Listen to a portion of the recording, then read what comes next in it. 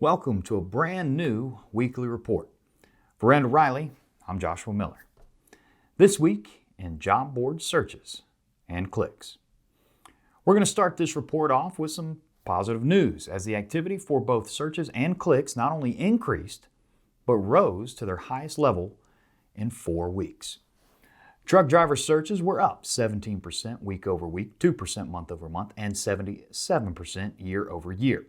Clicks on driver postings rose by 3% week over week, but fell by 2% month over month and 42% year over year.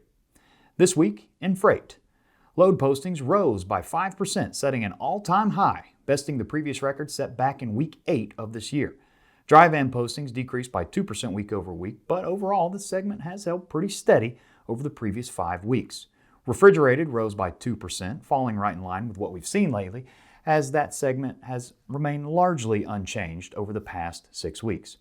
And flatbed load volume spiked and rose by 9% week over week, which, as you may have guessed, sets another record. This now makes the 7th time in 8 weeks a new flatbed volume record has been set. Truck postings dipped by 5% week over week. Dry van did increase slightly by 1%, but refrigerated and flatbed postings were both down 9% and 7% respectively. The ratio of loads to trucks did rebound, however, from last week's decrease, and the ratio came in at the 7th highest level on record, only being surpassed by 6 of the previous 8 weeks.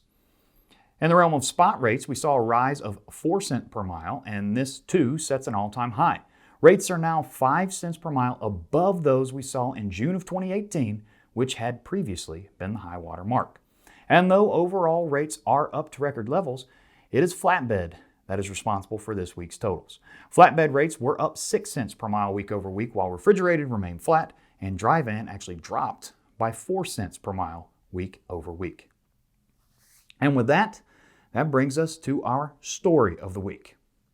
According to the FTR Trucking Conditions Index, things are looking pretty good.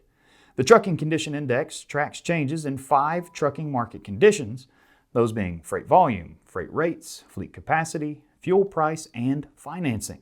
These 5 factors are combined into a single index score used to represent the industry's overall health, with positive scores representing good conditions and a negative one equating to bad conditions. FTR's Trucking Condition Index hit its highest level in 16 months back in February. Now, quick note here, we're referring back to February as that month's numbers are finalized. March's figures are not quite final just yet, but are expected to tick down ever so slightly. But the expectation is that April could spike to record levels.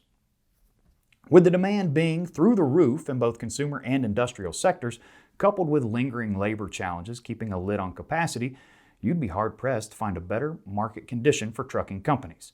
FTR's near-term outlook is quite strong, and they predict good conditions to remain all the way through 2022 with no noticeable easing until this fall.